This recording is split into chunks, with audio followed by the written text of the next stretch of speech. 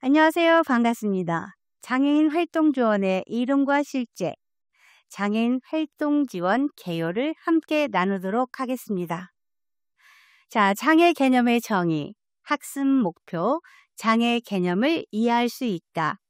학습 내용, 장애인을 이해한다.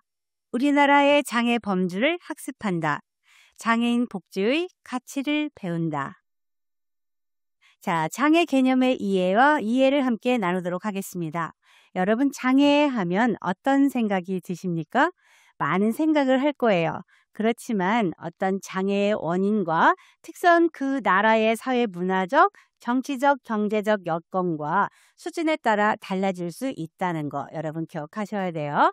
자, 우리나라의 사전적 의미를 살펴보면은요, 장애 하면은 어떤 사물의 진행을 가로막아 거치적거리게 하거나 충분한 기능을 하지 못하게 한다, 이렇게 되어 있어요. 그래서 신체 기관이 본래의 기능을 하지 못하거나 정신 능력에 결함이 있는 상태다, 이렇게 정의하고 있어요. 자, 그리고 사회복지 용어 사전에 보면은 장애 하면은 다른 사람들이 보통 행하는 기능에 대한 개인의 능력을 방해하거나 제한하는 신체적 또는 정신적인 손상을 입은 것이다 되어 있고요. 세상으로부터 막히거나 벗어나서 충분한 기능을 하지 못하는 것이다, 이렇게 되어 있어요. 그리고 신체 기관이나 정신 능력이 제 기능을 하지 못하는 것이다 되어 있고요. 물리적이나 또 사회적 장애로 우리가 보고 있다라는 거 기억하시기 바랍니다. 자, 장애는 우리가 다른 능력을 가진 사람이다, 이렇게 크게 확대해서 말하면 많은 사람들이 이렇게 변화를 가져야 돼요. 그들은 약자가 아니다. 나와는 또 이런 능력을 갖고 있는 사람이다, 이렇게 보시면 좋고요. 또 이런 패러다임을 보면은 미국에서는 장애는 알코올 중독도 장애 범주에 포함하고 있고요. 또 장애의 기본 현상과 변화에서는 옛날에는 개인으로 봤어요. 장애인 한 사람 개인으로 봤지만 이제는 사회에서 우리가 우리가 이들과 살아가고 있고 함께 가야 된다, 이렇게 보고 있어요. 그래서 사회적, 문화적, 정치적, 경제적 가치에 따라 시대마다 달라질 수 있고 다양한 환경의 영향을 받게 되어 불쌍한 사람으로 묘사하는 경우가 많은데 이제는 다른 능력을 가진 사람이다, 이렇게 생각해야 되는 여러분들이 되셔야 돼요. 자, 장애인복지법 제2조 2017년도 보면은 우리나라 장애 범주의 변화를 살펴볼 수 있어요. 우리가 지금 현재 우리 장애인 범주가 15개로 나눠져 있거든요. 그 장애인 범주가 15개로 되어 있지만 어떻게 변화를 해왔는지 우리가 궁금증을 갖게 되는 거예요. 자, 1963년도에는 장애인 관련해서 산업재해보상보험법이 만들어졌어요. 장애인을 보호하는 법으로는 처음 마련하게 된 거죠. 그리고 두 번째는 1981년도에는 심신장애자 복지법, 그래서 실제적으로 처음 제정된 법률로 보면 되겠어요. 1989년도에는 장애인 복지법으로 개정되어 있고요. 이때는 우리가 장애인 복지법에서 장애인 범주가 5개밖에 없었어요. 그렇지만 2003년도 7월 달에는 호흡기 장애, 그러기 전에 2000년도에 재개정돼서 이때는 신장장애, 심장장애, 발달장애, 뇌병변, 정신장애가 추가되었어요. 그리고 2003년도 7월에는 호흡기 장애, 간장애, 안면, 유루장루장애, 간장애가 추가됐고요. 2007년도에는 정신지체를 지적장애로 개정이 됐고요. 발달장애는 자폐성 장애로 용어가 변경되어 있어요. 그리고 2014년도에는 간지를 뇌전증 장애로 변경을 했다라는 거 기억하시고요. 그만큼 우리나라의 복지도 많이 발전돼 가지고 장애인에 대한 이해와 의미 이런 것들이 긍정적으로 바뀌려는 노력이 많이 변하고 있다, 이렇게 보시면 되겠어요. 자, 우리나라 장애 범주는 15개로 나눠져 있다라고 했죠. 대분류에서는 신체적 장애, 정신적 장애, 그리고 중분류에서는 우리가 외부 신체 기능 장애, 그리고 내부 기능 장애, 그리고 또 정신 장애, 그래서 발달장애와 정신장애 이렇게 4개로 나누고 있어요. 자, 우리 앞에 있는 신체적 장애 같은 경우는 지체장애, 내병변장애, 시각장애, 청각장애, 언어장애, 안면장애 이렇게 분류가 되어 있고요. 그리고 또 내부 기관장애에서는 신장장애, 심장장애, 간장애, 호흡기장애, 장루 요루장애, 내전증 장애, 그리고 또 우리 정신적 장애에서는 발달장애를 지적장애와 자폐성 장애 이렇게 나누고 있고요. 정신장애는 정신장애 이렇게 분류하고 있어요. 여러분들이 앞으로 여기에 나와 있는 15개의 범주를 챕터마다 하나씩 살펴보는 그런 공부를 하게 될 거예요. 그 어디에서든지 어디 교과서도 그렇고 이 장애 범주에 대해서 자세히 보여주는 알려주는 그런 책은 많이 보기 어렵거든요. 이번 우리 공부하면서 이런 부분들을 함께 다 나누면서 같이 가자 해서 그렇게 구성하게 되었어요. 자, 우리 장애인 복지의 가치를 살펴보는데 인간의 존엄성에 대해서 우리가 살펴볼 필요가 있어요. 사람은 누구나 태어나면서부터 고유하고 또 존재 그 자체만으로도 존중되어야 한다 이렇게 되어 있고요. 그리고 우리나라 헌법 제10조와 34조에는 모든 국민은 인간으로서의 존엄과 가치를 가지며 인간다운 생활할 권리를 가지고 있다 이렇게 규정하고 있어요. 또 우리가 생명 존중에 있어서 많은 장애인들이 우리 매스컴을 통해서 생명을 달리했다 이런 뉴스들을 많이 보게 될 거예요. 또 자녀가 너무 보호하기 힘들고 어렵고 또 국가에서는 많은 장애인 가족들에게 도움을 주지 않고 있어서 이런 생명 존중을 소중히 여기지 않는 그런 뉴스를 많이 보셨을 거예요. 그렇지만 우리는 생명을 소중히 여기는 그런 장애인 복지의 근본 이념을 우리가 기억해야 돼요. 그래서 인권을 보장하고 실현하기 위해서는 반드시 지켜야 될 선행 조건이 있다 이렇게 기억을 하셔야 돼요. 그 장애란 이유로 생명을 경시하는 것을 방지하고 인권 보장을 실현시키기 위해서는 반드시 지켜야 될 가치다. 그만큼 생명 존중은 중요하다라고 생각하시면 되겠어요. 자, 생존권에 대해서 여러분 생각하지 않을 수 없어요. 생존권은 장애인들에게 매우 중요해요. 여러분 한번 들어보세요. 자, 장애인 부부가 있어요. 한 사람이 연금을 받고 있고 또 한 사람이 연금을 받고 있어요. 둘이 결혼을 했어요. 그런데 우리나라 법은 어때요? 우리 국민연금도 마찬가지잖아요. 부부가 같이 생존하고 있을 때는 연금을 받지만 만약에 한 사람이 세상을 떠나면 우리가 그보다 높은 많은 것들 둘 중에 하나를 선택하게 그렇게 국가에서 적용하고 있어요. 장애인도 그래요. 장애인 복지도 연금을 두 사람 다 주지 않아요. 결혼을 하면은 한 사람밖에 주지 않기 때문에 그 두 사람이 한 사람 비용으로 사는 거는 굉장히 어려움에 처해져 있다. 이런 것들을 느낄 수 있을 거예요. 그래서 생존권은 인간은 인간답고 가치 있는 생활을 할 권리를 갖고 있는데 이런 걸 보장해줘야 되는데 그렇지 못하는 거는 매우 불미스러운 일이다 이해하시면 될 것 같아요. 그래서 최저생활 유지를 위해서 필요한 조건을 국가로부터 요구할 수 있는 권리를 갖고 있다는 거예요. 그래서 수혜자로부터 국민 각자의 생활 보호를 위해서 생존권이 보장될 수 있도록 해야 한다는 거 굉장히 중요해요. 그렇기 때문에 우리는 생존권 보장에 대해서 가볍게 생각하면 안 될 것 같아요. 자, 유엔에서 인권 존중에 대해서 세계 인권선언에서 이렇게 이야기했어요. 모든 인간은 태어나면서 자유이며 존엄과 권리에 있어 평등하다 이렇게 이야기하고 있어요. 그래서 인간의 자유권과 평등권에 대해서 논의하고 있는데 그만큼 우리가 인권은 매우 존중해요. 그래서 인간의 삶에서 어떤 자격과 조건을 필요로 하지 않고 있고 또 인간의 생존권과 생명권을 보장하는 것을 의미하고 있다는 거 기억하시기 바랍니다. 자, 정상화 이론, 정상화 많이 부르짖어요. 정상화도 매우 중요해요. 그렇지만 많은 사람들이 실질적으로 비장애인도 그렇고 장애인도 그렇고 정상화에 관해서 힘든 삶을 살아가는 사람들도 굉장히 많단 말이에요. 그런데 이 장애인 복지의 기본 이념 가운데 특히 강조되고 있는 것으로 지역 사회에서 비장애인과 보편적인 생활을 영위할 수 있도록 사회적 조건을 정비하는 것을 말하는 건데, 이 정상화에 관해서 1969년 스웨덴에서도 최초로 소개된 내용이에요. 지적 장애인을 가능한 최대로 정상적인 생활 조건에 가깝게 생활하도록 하는 것이다, 이렇게 주장하게 되면서 시작하게 된 거죠.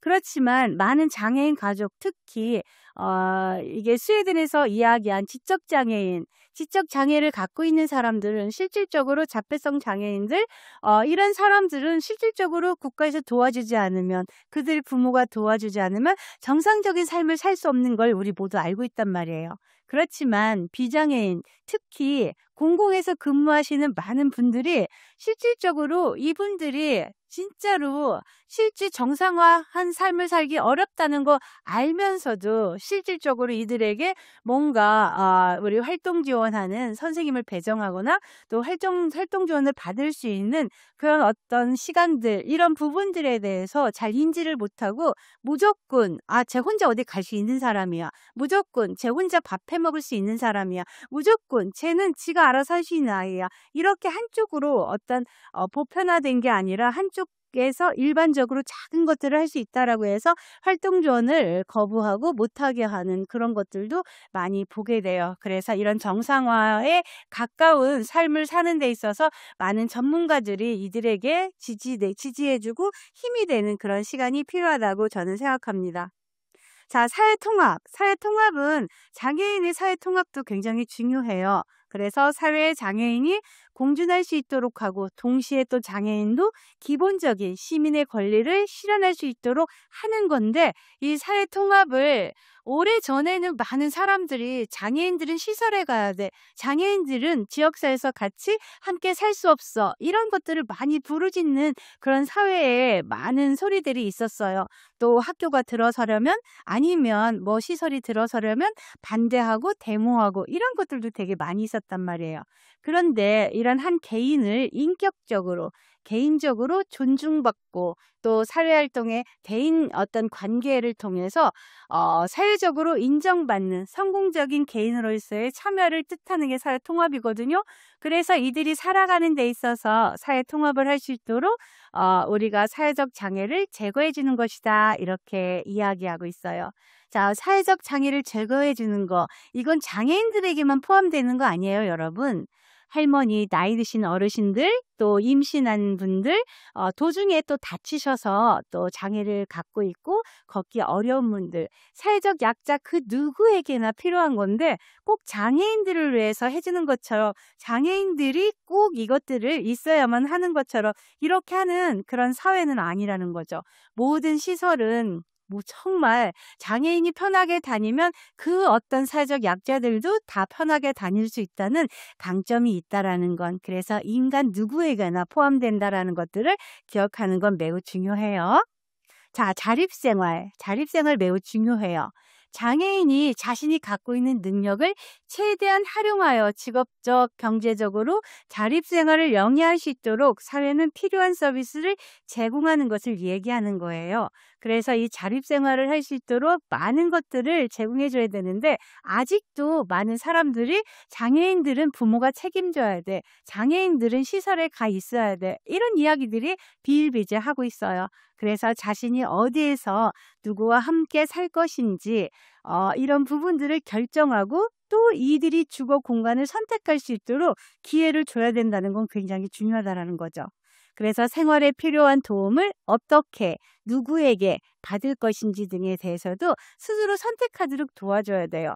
그리고 자신의 시간을 어떻게 활용할 것인지도 선택하도록 해야 되는데, 이게 분명히 기본적인 자립생활의 기본이란 말이에요. 그런데 이런 부분들은 전혀 고려하지 않고 이들을 무조건 보호하려고만 하고, 무조건 이들은 밖에 나가면 안 되고, 무조건 이들은 뭔가 밖에 나가면 큰일 날 것처럼 그렇게 생각하는 것들은 문제가 된다라는 거 여러분 기억하셔야 돼요.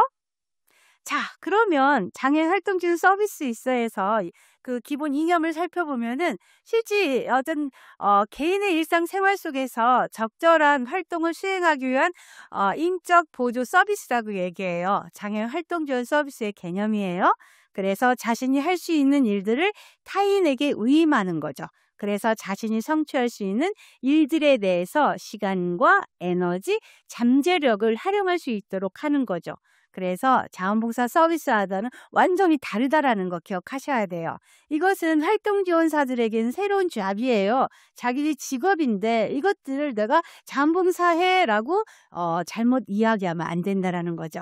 그래서 장애인에게 선택권을 줘야 되고 그들에게 결정권을 가지고 서비스를 구매하는 소비자의 입장에서 서비스 시간 이런 것들을 결정하게 해야 된다라는 거예요. 그래서 항시 활동지원 서비스를 할 때는 물어봐야 돼요. 무엇이 필요해요? 제가 어떻게 도와드리면 될까요? 이런 부분들은 제가 이렇게 도와드리면 괜찮을까요? 이렇게 물어봐 줘야 되는데 실제 물어봐주는 사람이 별로 없다라는 게 매우 슬픈 일인 것 같아요.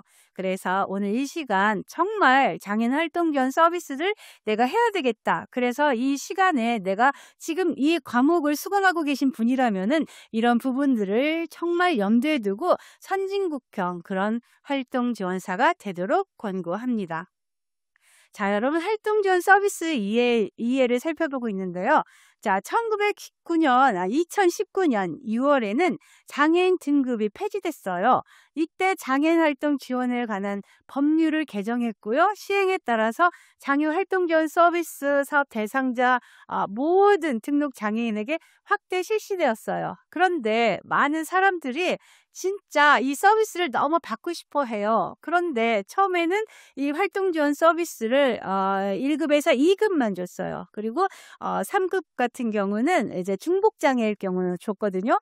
그런데 이제 최근에는 모든 3급까지 중증 장애를 갖고 있는 모든 사람들한테는 활동 지원 서비스를 받을 수 있다라고 분명히 법에도 제시되어 있는데 많은 공공기관에서 심사를 나오면 분명히 옛날에 3급을 받았고 이분은 진짜 중증 장애인인데도 그럼에도 불구하고 이런 어떤 시간을 안 주는 그런 것들을 많이 보게 돼요. 그래서 너무 슬픈 것 같아요. 자, 장애인 활동 지원 사업은 만 6세 이상, 만 65세 미만 장애인의 어떤 생활 안정 그리고 또 사회활동 지원을 위해서 활동보조 방문 목욕, 방문 간호 이런 것들을 실시했어요. 그래서 신청 자격이 1급에서 3급 이렇게 되어 있지만 지금은 모든 장애인으로 변경하고 확대되어 있고 이제 외부 이제 우리가 집에서 하는 건 재가복지, 밖으로 외출하는 건 활동 지원 이렇게 분류해서 활동 지원 서비스를 하고 있어요. 자, 활동 지원 서비스 이해를 살펴보고 있는데요.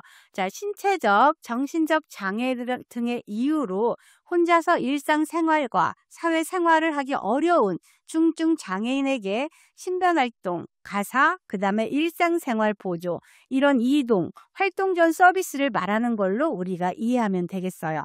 그리고 장애인의 자립생활과 사회 참여를 지원하고 그 가족의 부담을 줄이기 위해 활동 지원 급여를 제공하고 장애인의 삶의 질 증진을 목적으로 하는 서비스인 게 분명해요.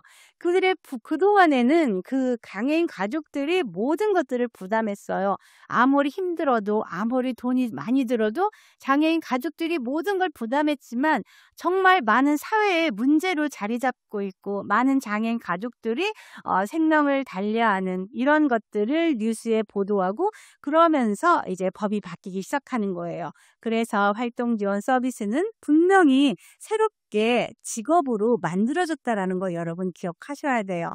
그래서 활동 지원사, 의사, 검사, 판사, 변호사 이런 사람만 사자 돌림 아니에요.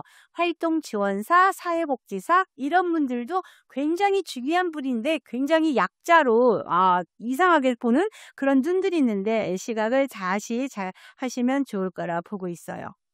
자, 우리나라 장애인 활동복 지원 서비스 중에 이해할 부분이 장애인 활동 지원 서비스는 장애인 활동 지원에 관한 법률의 기초에서 만들어졌다는 거예요. 분명히 법에 나와 있고 법률에도 되어 있어요. 그리고 2011년도 10월부터 시행되었다라는 거 이것을 기억하시기 바랍니다. 자, 우리 개편된 제도에 보면은 활동 지원 시간이 월 기준 최소 47에서 441시간이었지만 지금은 바뀌었어요. 최소 60시간에서 480시간으로 확대됐는데 이 부분은 의료보험하고도 관련돼요. 60시간 이상 돼야지만 의료보험하고 연결해서 급여제도에 여러 가지 형평성에 맞기 때문에 이렇게 바뀌었다고 보고 있고요. 그리고 자원봉사 서비스와 다르다고 전에 앞에 서재도 얘기했어요. 급여 유료 비용을 전제로 해서 장애인의 선택권과 결정권을 가지고 있다는 거죠. 그래서 서비스를 구매하는 소비자의 입장에서 서비스 시간과 용도 이런 것들을 스스로 결정할 수 있게 해야 되는데 아직도 모든 이 복지 서비스에서 카드를 장애인 복지 이 활동 지원 서비스 활동할 때 복지 카드 있거든요. 그 카드를 찍는데 본인이 가지고 다니면서 이렇게 찍는 분들 되게 많으세요. 그래서 물론 여러 가지 상황에 따라서 그렇게 할 수 있지만 이들 스스로 결정해야 된다라는 것들을 기억하면 좋겠어요. 그래서 어떤 사전의 삶에 대한 통제권과 자율성을 높이기 위한 것인데 이런 부분들을 우리가 기억하면 좋겠다는 거죠. 여러분, 장애인 활동 지원 서비스에 대해서 분명하게 기억하시기 바랍니다. 여러분들은 직업이에요. 그리고 선생님이에요. 장애인을 지원해주는 활동 지원사라는 거 기억하시고 모두 다 당당하게 자긍심을 갖고 활동에 임해주면 너무 좋을 것 같아요. 자, 여러분 모두 다 수고 많으셨습니다. 자, 수고하셨습니다.